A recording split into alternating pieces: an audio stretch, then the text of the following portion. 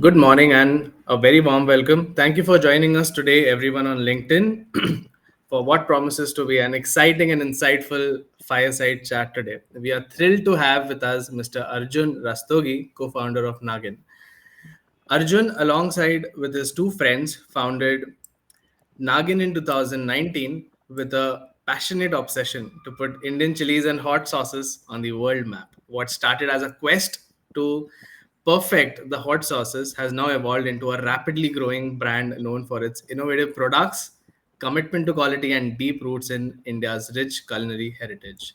Naagin has quickly made a name for itself, not just in India, but also internationally, offering a range of hot sauces, cooking sauces, dips, spice essentials.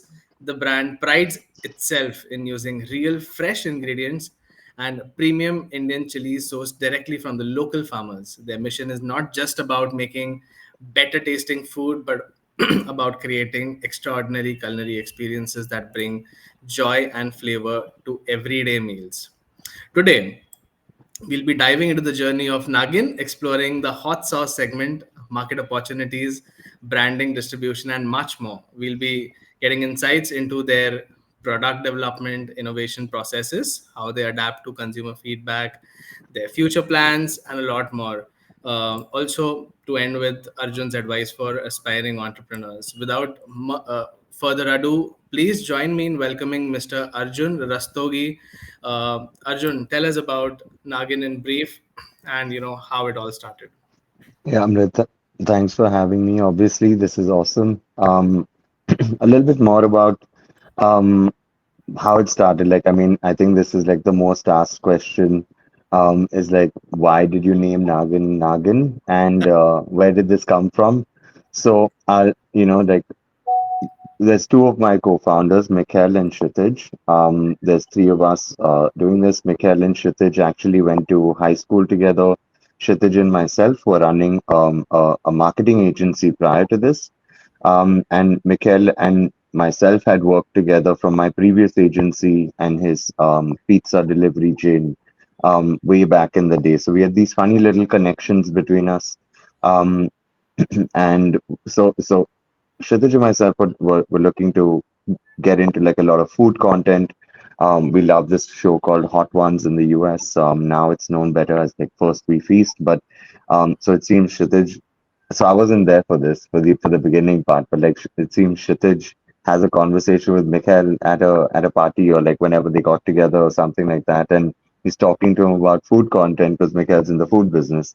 And then Mikhail's like, okay, cool, like thanks, Phil, but now wait a second, like let me tell you about this other idea I have. And then I get these messages at like 2 in the morning. Like, hey, like, I think we should meet tomorrow and just see where this goes. And as it turns out, yeah, like I mean, we're all on the same page, not just on, what we could do, but where we could go with it.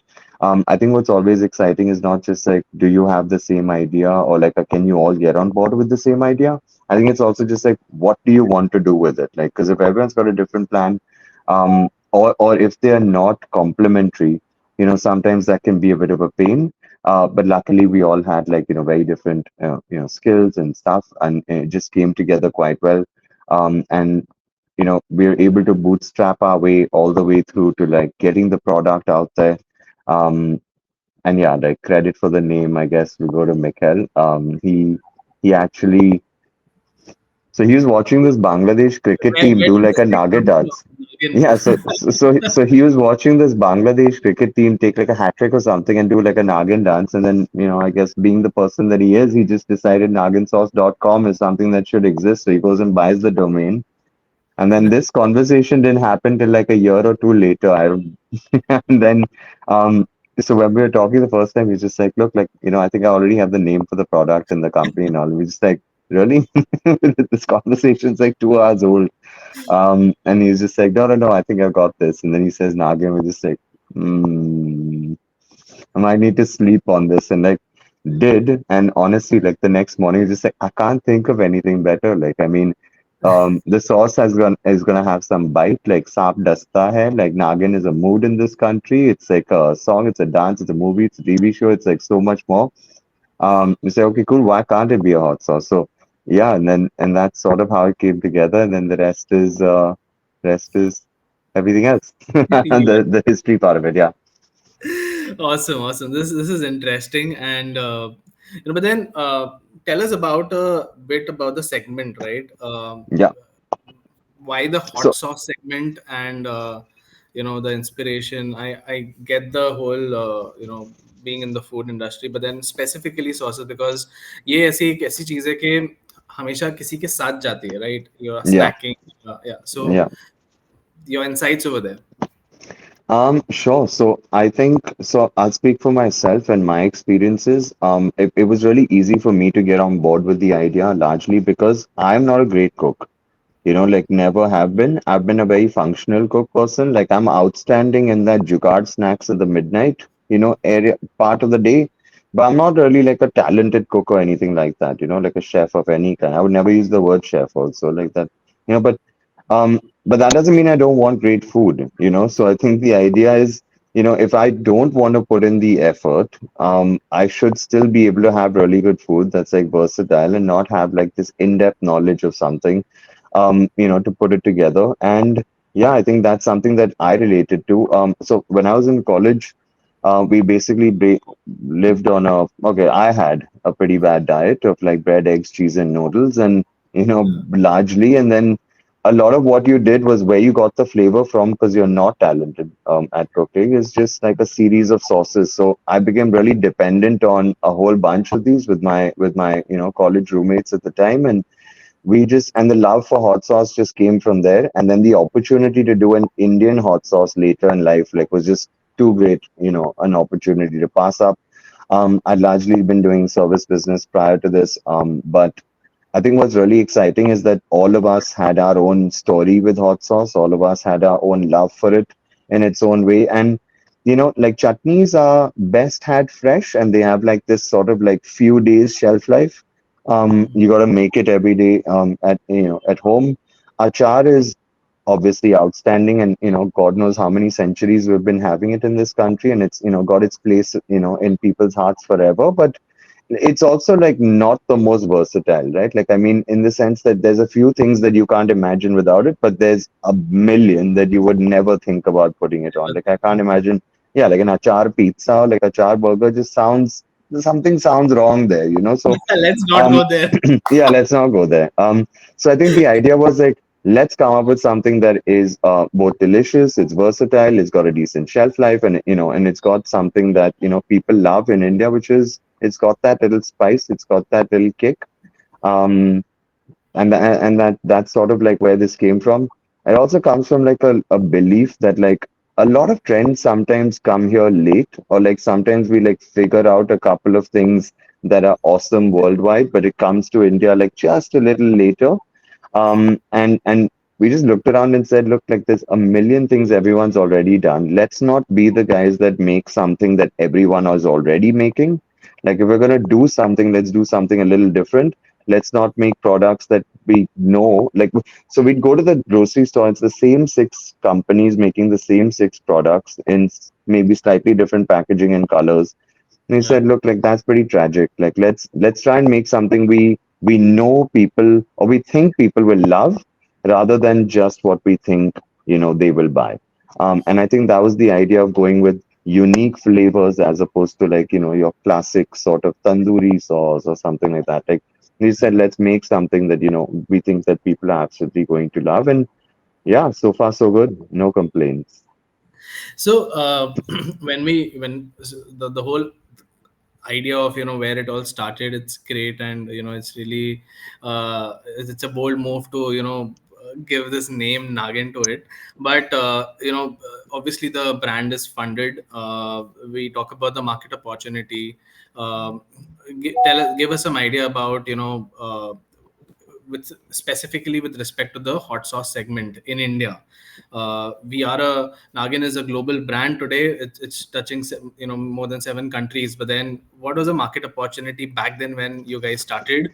And what was that gap that Nagin was filling in that time?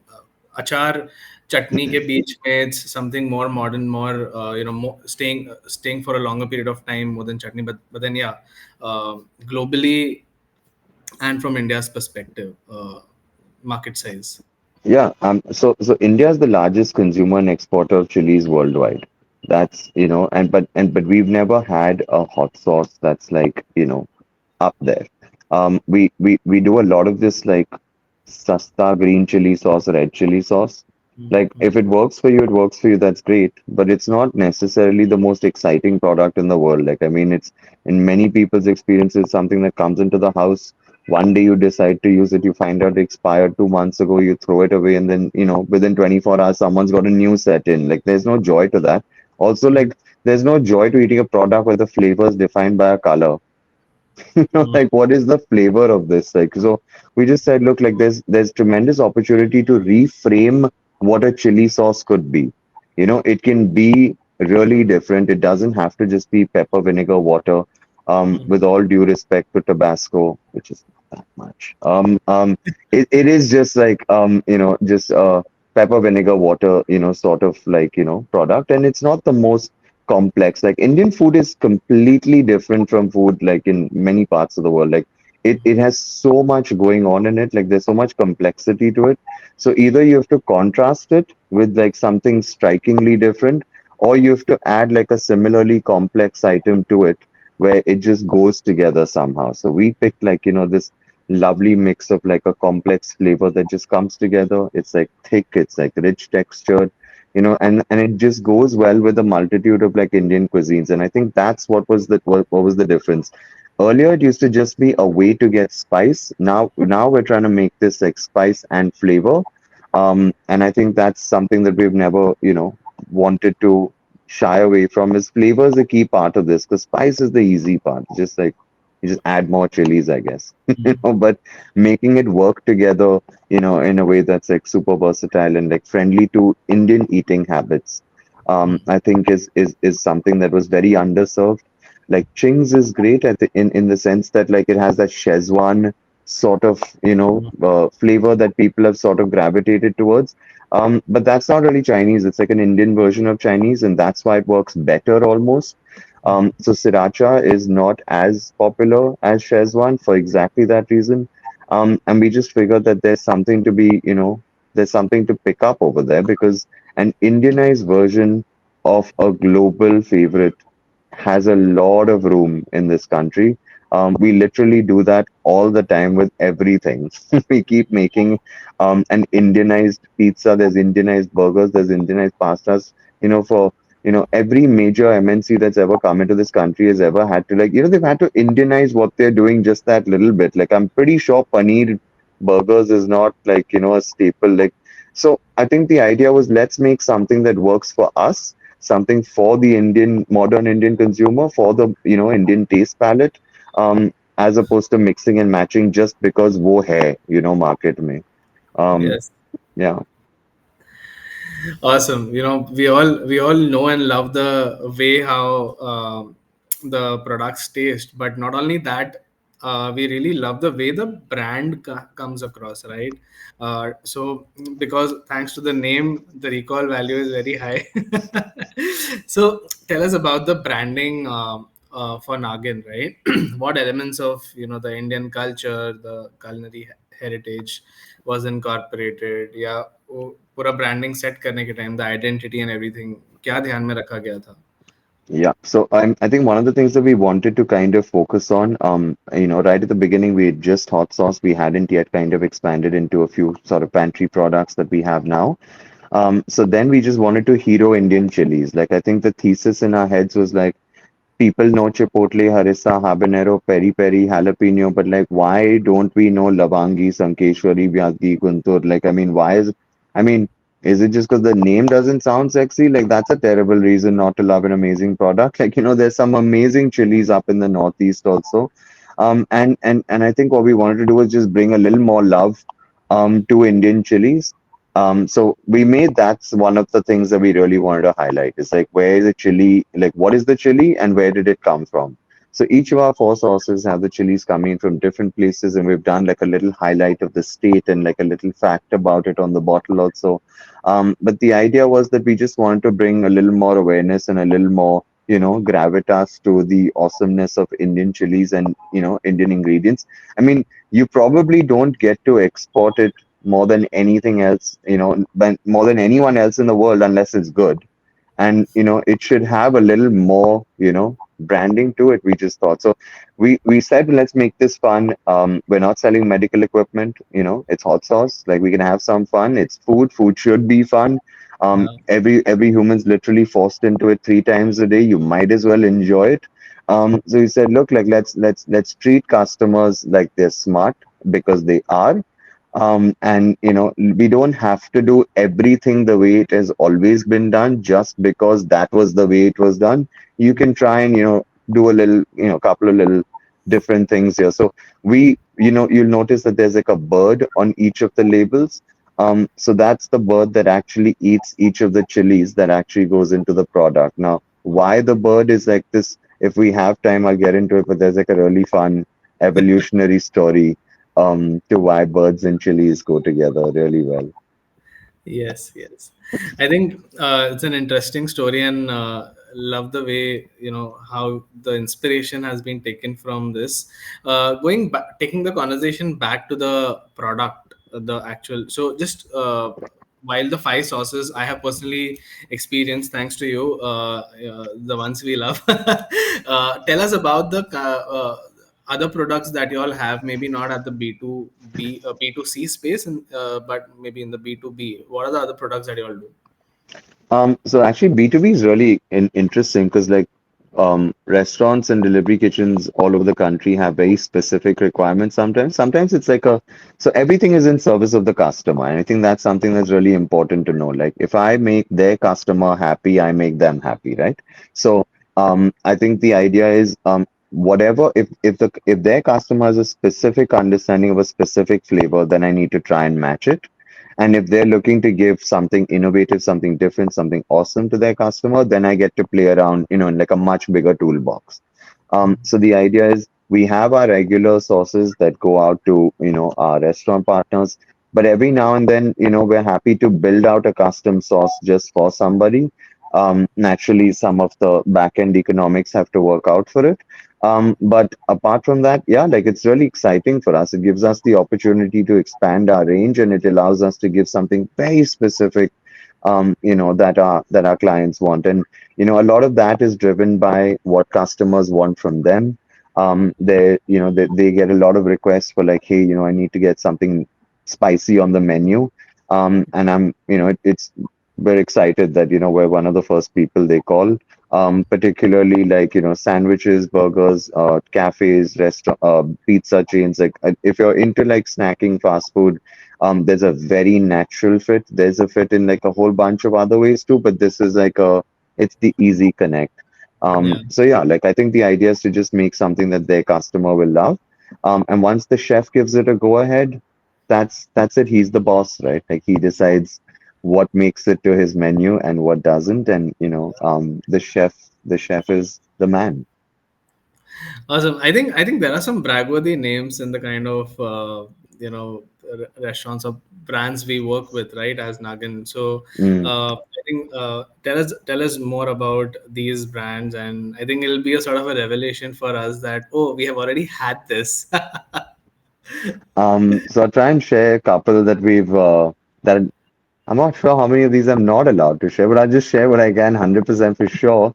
So we're working so we've done like collaborations with with tons of folks. We've been working with the Roll Company in Mumbai, who's awesome.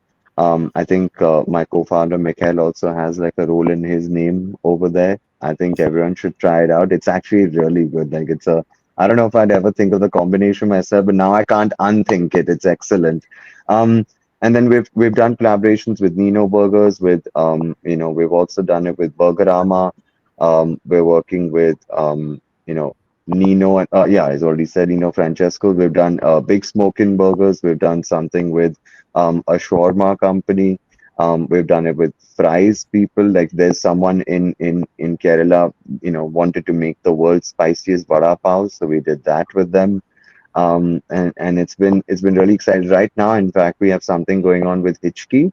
And they've got we're doing like the Uff Wings Mirchi challenge. So it's a Yes. chicken wings, like 8 chicken wings, with this booth, like a special booth extreme sauce. So it's our spiciest version, like times 3 or 4. And you're supposed to eat 8 of them in a minute. So if you've The got that original in, one, the um, yeah, the smoky booth, which is the spiciest of the lot. Now that times like 3 or 4 in terms of spice, and you have to eat 8 wings in a minute. That's the challenge. That's the wings challenge I've right seen that now. video. People are Yeah. sweating it up. Yeah. So I'm actually trying to try it out myself. That's the plan for this weekend. Is to go melt a little, enjoy, and come back. No, but it's super exciting to be working with like so many different types of cuisines. Also, we're also working with a couple of Mexican restaurants because we've launched a salsa. We've got a pizza pasta sauce, so that opens up the Italian restaurant space. And we've got a chili oil as well. So now we're working with some folks on momos. We're also working with folks on, how it goes so well with like breakfast food. So like fried eggs or burgis and stuff like that. So the application is endless. You just need to have an outstanding imagination. And luckily, like Indian chefs are some of the most ridiculously imaginative people out there. Like it's amazing what Goes they well think with of. the eggs. We have tried it. It also Yeah. so we also had it with the banana chips, and it was amazing. So What? See, this is what I mean. Like you learn something new every single day. I would never have thought banana chips. Until today, the most interesting one was a friend of mine that said 1 spoon of ghee, salt, pepper, and hot sauce and bhutta, and that was oh the my most I never saw that coming, and it's great. It's great. It really is a really very good combo. So shout out to Bhansu for that one. Yeah. amazing, amazing. All right, so let's step back a few steps. Tell us about the phase where we were developing the products, right? We know the Indian customers, the palate. Um, so, what was the product development process like? How did the testing happen? Where did we pivot, or what was that phase? How did it look like? I think it's the most exciting phase of any company is when you're first putting together your product. Like it's the most exciting part. And you're overly critical about everything, and you want it to be like 100% perfect.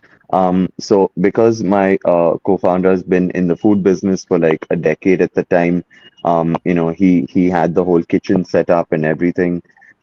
So he kind of like got the ball rolling. That's how we kind of were able to even get started to begin with. But we took inspiration, sorry, from a couple of things that we already know. So the inspiration for the original was the Mumbai Vada Pav masala. And so a little bit of spice, a little bit of garlic, a little bit of hint of something over there. Maybe a touch of sweetness or whatever. So I think that's all the features of the original. And the booth, we just wanted to. I mean, I don't think you get to be a hot sauce company without something kadak. And I think the most kadak chili out there, the literally, I believe, if I'm not mistaken, officially the spiciest naturally growing chili in the world, which is the Bhut Jolokia, is yeah, felt like a natural choice. But so we've actually toned it down a lot. Like if you're a hardcore spice lover, you'll tell us ki bhai, like why isn't it more spicy?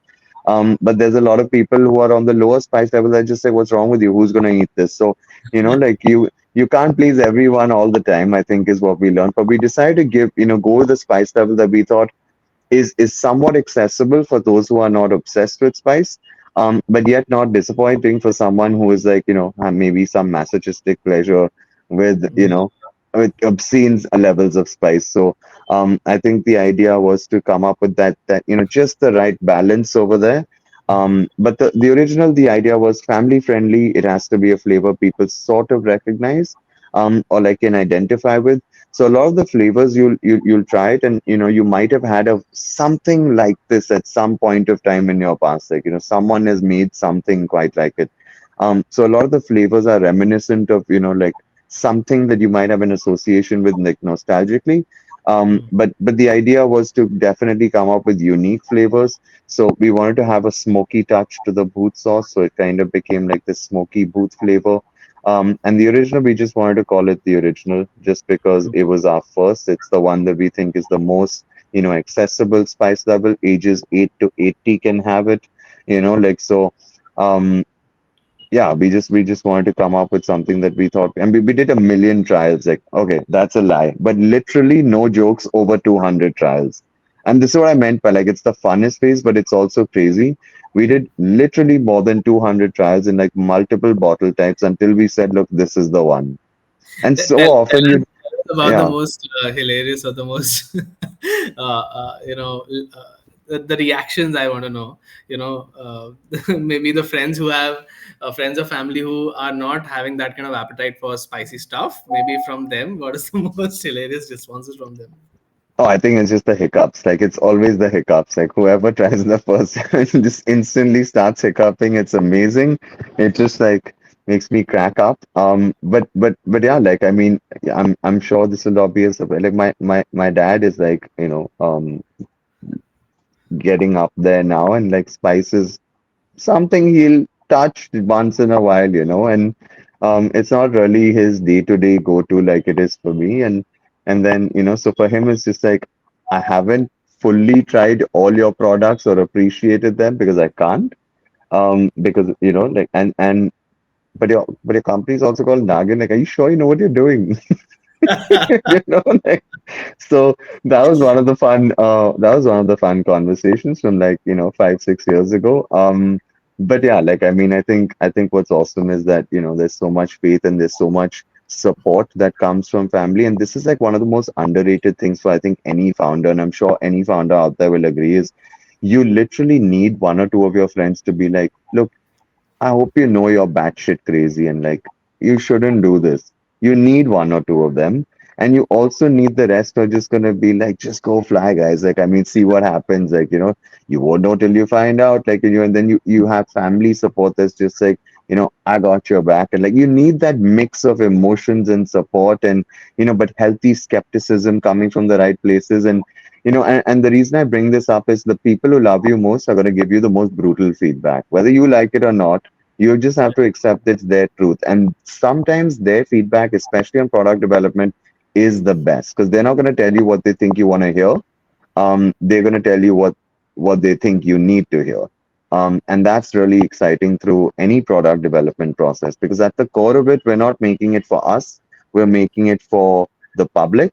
And I think their feedback counts. So in fact, that's how our third product came into the mix. We have the original, which was a spice level here. We have the booth that had like a spice level there. And then people are just like, okay, how about a green sauce? And how about something in between?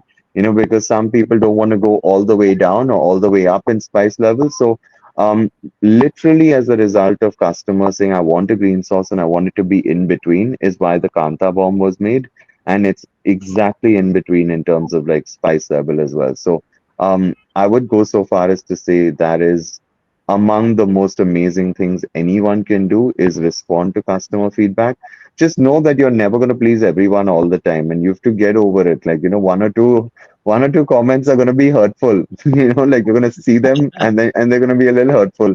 But that's okay. Like, and look, that's the point. Is it's flavor and it's taste based, and there's no like 100% intrinsic quality to this. Like, what's perfect for you may not be perfect for me.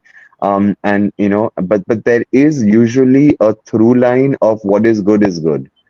So Yeah, as long as you get that right, and you can keep tweaking with feedback along the way. Um and that I think is like part of the magic. Or you could just be rigid and be like, "Bhai, ye product hai, like le lo, yeah, or mat le lo," and just be that guy. But I think we've always been, like ready to tweak it. In fact, we got feedback saying, your sauce is too thick. Thoda or like, patla karo, thoda flowy karo, like let it pour out of the bottle a little bit easier. So okay, cool, kind of like tweak that a little bit.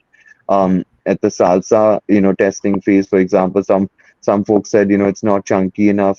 Some people said, look, like, but you don't want it to be a paste either. So you have to find that sweet spot between chunky and like, pasty. This is all great feedback because you never know, um, exactly how people will feel until you ask them. And you can't let your biases just be 100% of the decision making criteria. Don't get me wrong, once in a while in life, there has to be like that moment of, no, I just believe it's so what it is, and like it has to sort of work because I have this unshakable belief in it. And, I just know that if I make it, people will gravitate towards it. Like, wo bhi hota hai, like, wo feeling bhi hota hai, but like, nothing beats customer feedback. Yeah, yeah. In fact, as you were narrating each of the feedback for the sauces in terms of its, medical language, उसको viscosity कहते हैं, the way it, Mm, sort of mm, mm, flows, mm, mm. and Yeah, yeah, yeah. chunkiness. So one of my comments to Suranjika the other day when we were trying out the salsa one was that it sticks to whatever you're having it with because of its extremely chunky nature. It doesn't falls off, Yeah. right?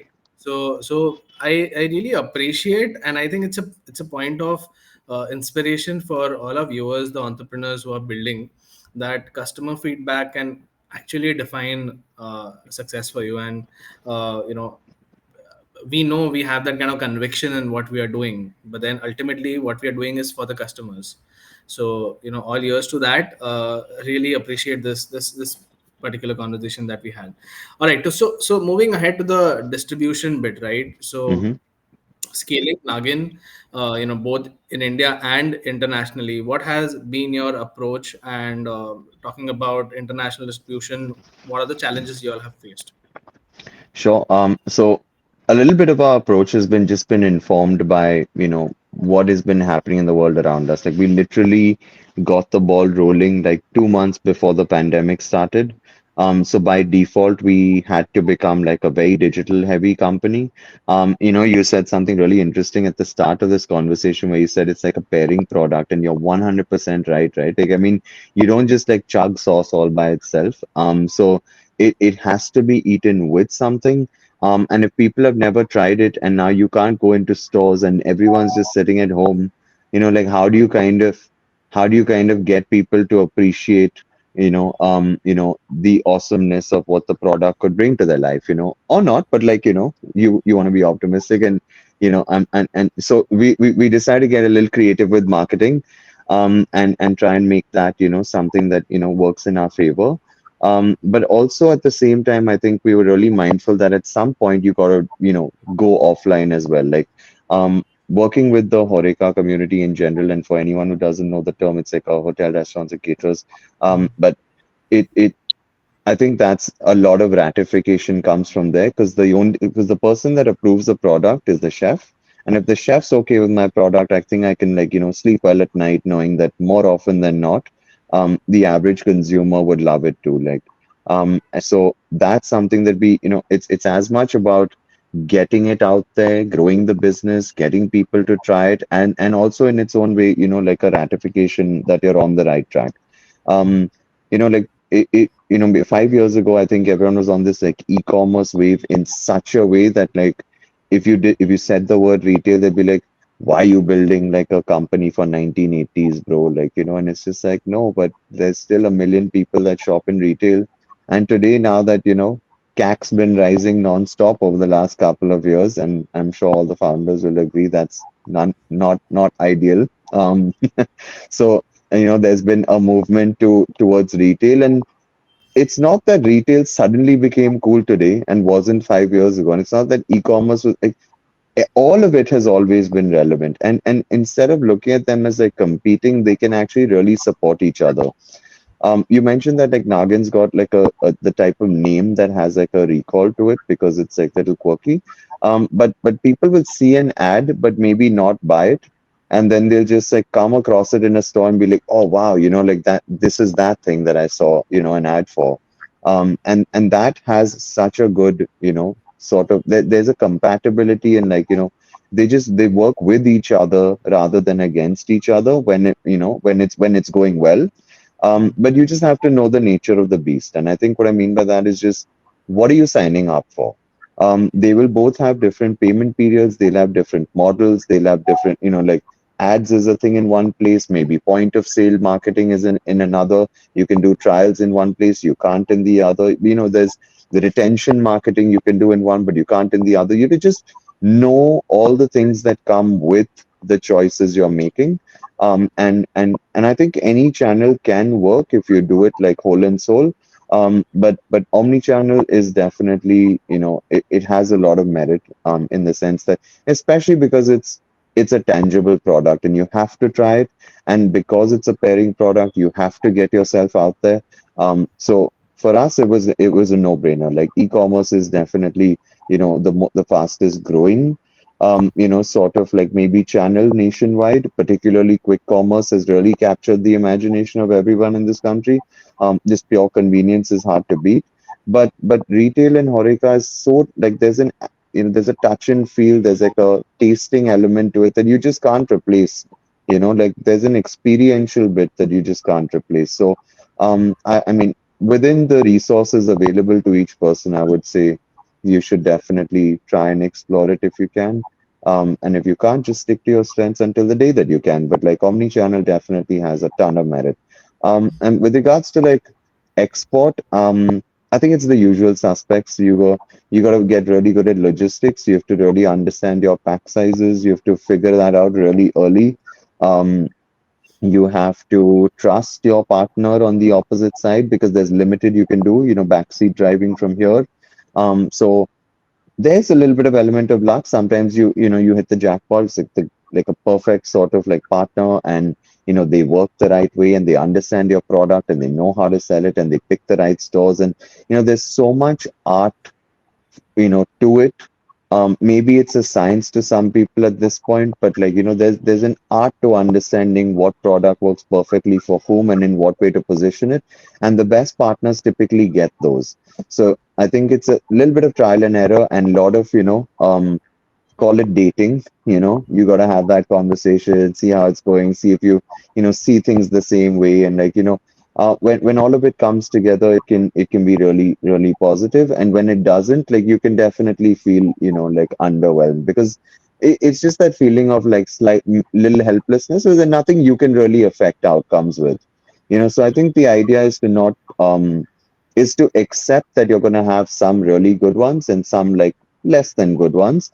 And in the end, as long as you keep pushing forward and you're open to sort of like, improving that relationship with people, you're getting better at servicing the relationship. You're able to, send marketing materials, or, sachets or samples or something to just support the other person. Like, there's room to grow in a bunch of ways. And then, of course, there's like the Amazon ecosystem can be pretty rewarding.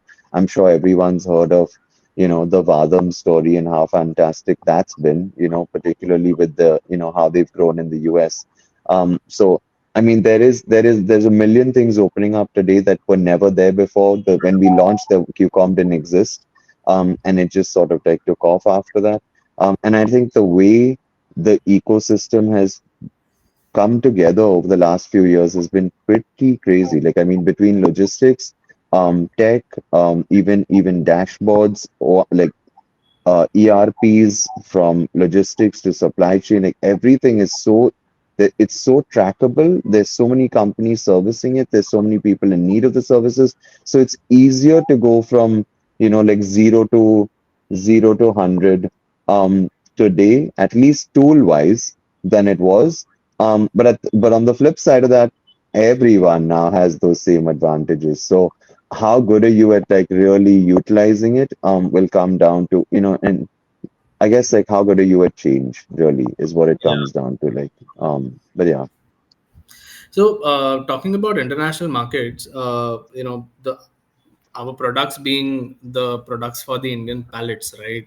Thinking about, moving to foreign markets. What was your approach? Tell us about the countries you are present in, firstly, and Sure. secondly, the thought behind, what was the kind of understanding you guys had then कि okay ये country या ये space में अगर हम enter कर रहे हैं तो what is the kind of receptiveness in terms of these hot spicy sauces and the Indian flavors. So some thoughts from that discussion, maybe that phase. Sure, couple actually. So one thing that's been really exciting to see is that, and it seems this is happening everywhere. Like, we've seen it in India over the last couple of years. There's like everyone loves Korean food now. Um, Yeah. and there's this. I think they've done whatever they've been doing, in general, like Korean movies, Korean music, Korean models, This Korean cave, whatever. cave, There's you know, the K wave is here, right? Like so, and like worldwide, I think this is happening in different ways and forms. So what we're finding is that there's people are more experimental and people are trying global cuisines more than ever before. mm, So in the US, they're more open to trying new things. People in, even in Japan are trying like Indian food. Like it's stuff that it feels so natural. Like people eat sushi here all the time. And I wonder if a Japanese person sitting in Japan right now is just thinking is like, I'm sure Indian people don't eat sushi, right? But you just don't know until you know, right? But like people are doing it left, right, and center. And similarly, our cuisines are being tried all over the world. So um it's happening and it's just not happening in front of your face sometimes. So the globalization and appreciation of like ethnic and global cuisines, I think, has been underway for some time. Hot sauce in particular, unlike chutney and achar, being such a globally friendly format has made it easier. Like it's hard to convince someone in Norway, be like, let's get into chutney. But you can definitely convince them to get into hot sauce. So I think the idea was just kind of go with what works for you, and some of the larger markets worldwide, as you would imagine, would probably be North America, particularly the US. There's a bunch of European countries, and having said all of that, some of the largest consumers of spice are actually in that UAE, GCC sort of area, and Africa. Like, I mean, we love our spice in Africa, and we love our spice in like in your shawarma type of food, and Middle Eastern cuisines have so much of their own unique sort of different spices. So it's just a question of like finding, like gravitating towards a new one. I'm sure in like random households, there's someone's got an obsession with toom, or someone's got an obsession with tahini, and it's just not something that you did 20 years ago, and this is happening, but in reverse in different countries as well. So hot sauce being interesting and unique, and if we can do sriracha flavors, which is a Mexican chili.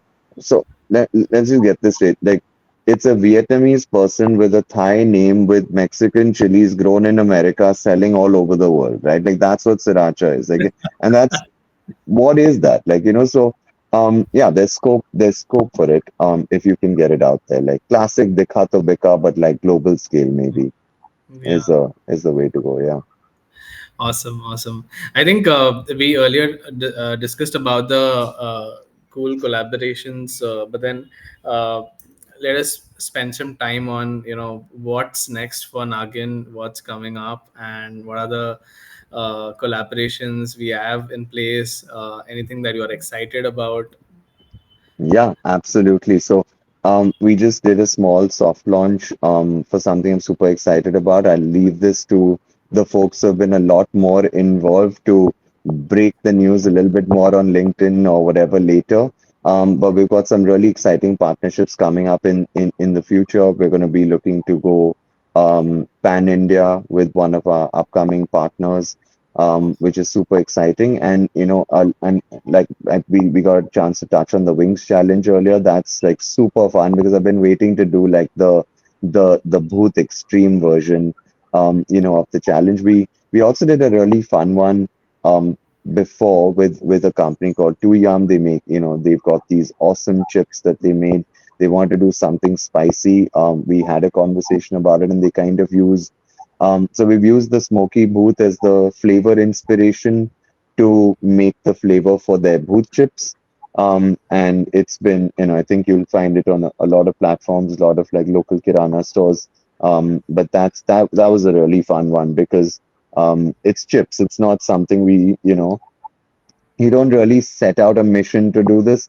Like I know it was on our list of things to do is like a really great chips collaboration, but it's not like you change your business overnight to make it happen. So the fact that it did and the way that it did and such lovely people to work with. And I think this is something that's been amazing is like everyone is so open to collaboration.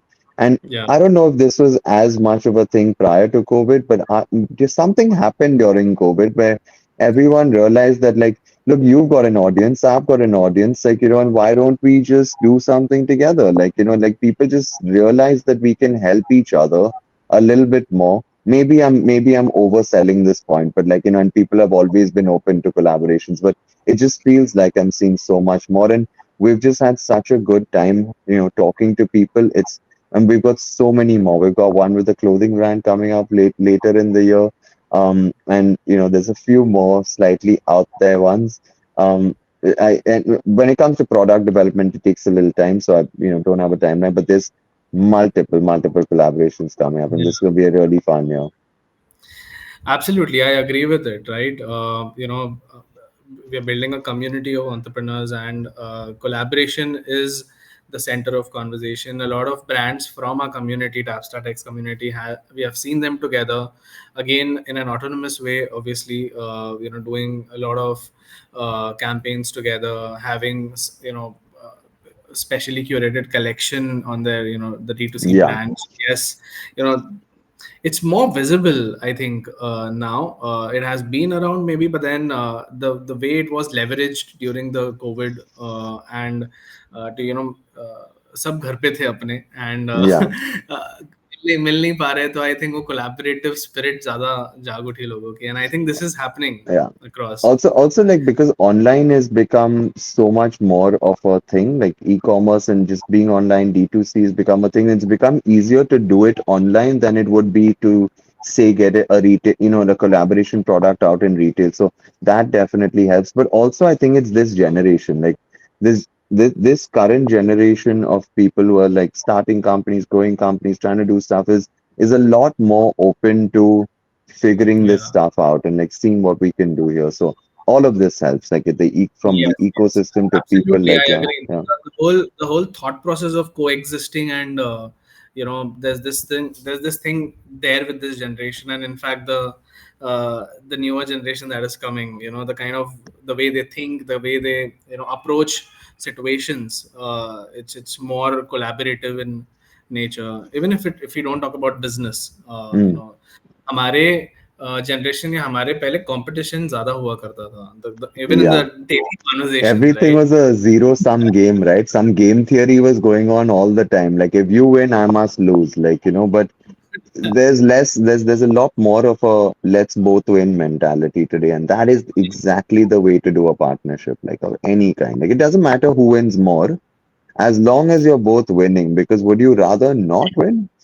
I mean, that's just so strange. Like I don't get those people, like so. But yeah, the idea is as long as there's progress for all parties, you can just enjoy it. Yeah, and I'm glad that even the larger brands across the world are open to such kind of a Yeah. philosophy and collaboration. So, moving towards the end of the session, touching on the community bit. So, it's always a great thing for a brand to stay connected to the community, the customers, basically, right? So, how Hmm. does Nagin engage with its community?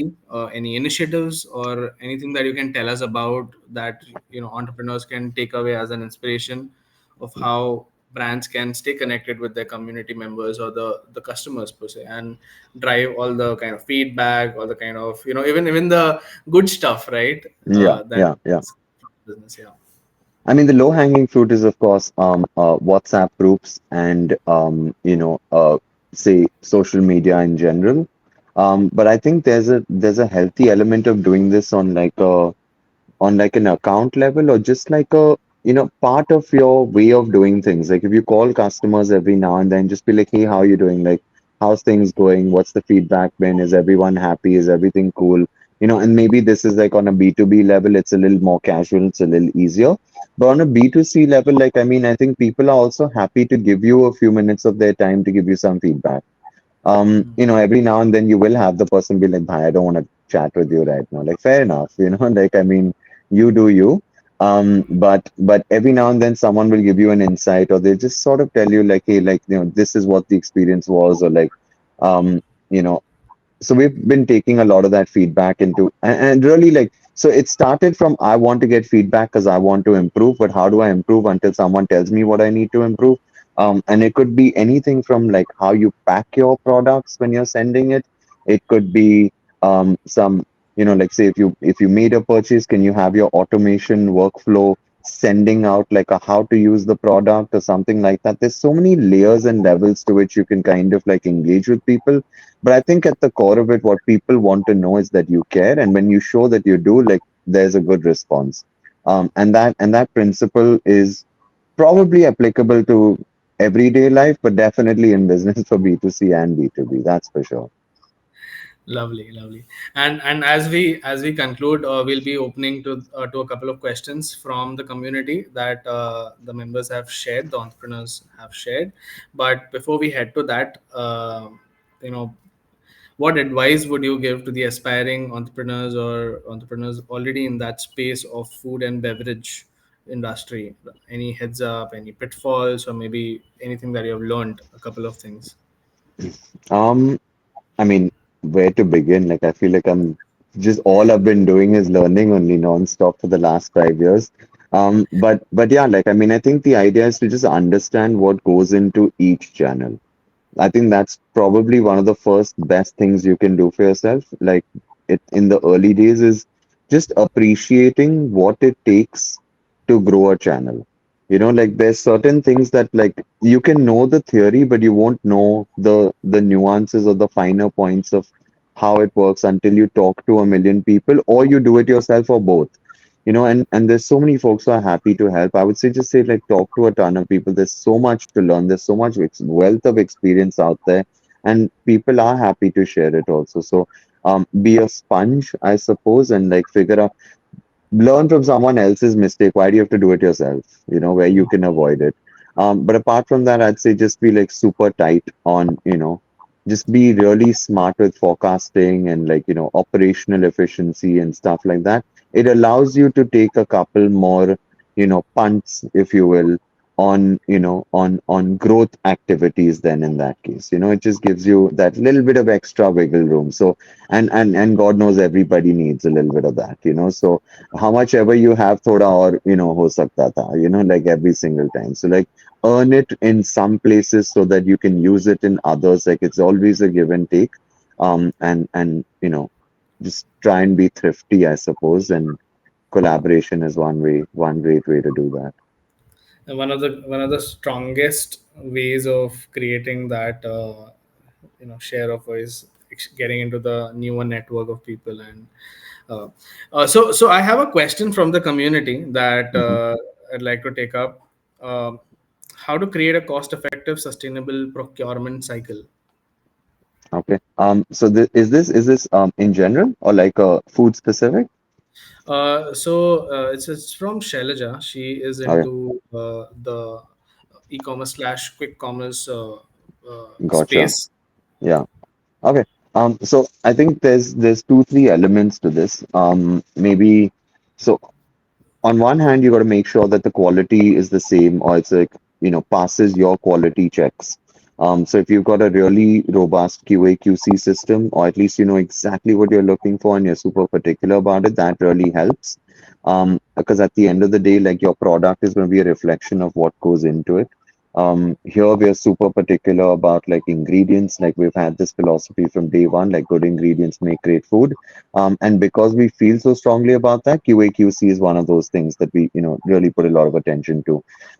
When it comes to like using real vegetables, obviously we kind of, go with the version that we know is best for production, aka what we can get from like local markets and local produce, because travel time is limited for the produce to reach you, and it's fresher. So that's something that that works out. In other cases, like dried chilies, they can last a little bit longer. And then you have to sort of make a call on like, do I want fresh chilies? Do I want dry chilies? How long can I store it? Where do I store it properly? So I think once you do all the internal bits, the rest of it becomes a little bit easier. A lot of it means you just have to go out there and talk to people and keep finding it. In other cases, it might mean that your options are limited until you hit a certain scale. Like the person you can buy it from when you're only buying, say, X amount, will be different from the options that open up for you once you're at 3x purchase or 6x purchase or 9x purchase.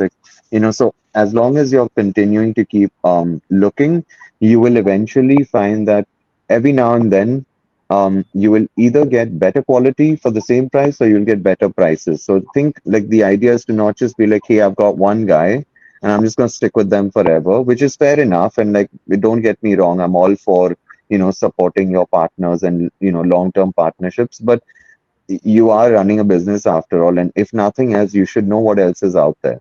And if that means even through the process, if all you find out is this is my guy, fair enough, at least that supports your initial decision. So the point being, just don't have backup plans for everything. And it's not even because something is going to go wrong out of choice. Sometimes things just happen.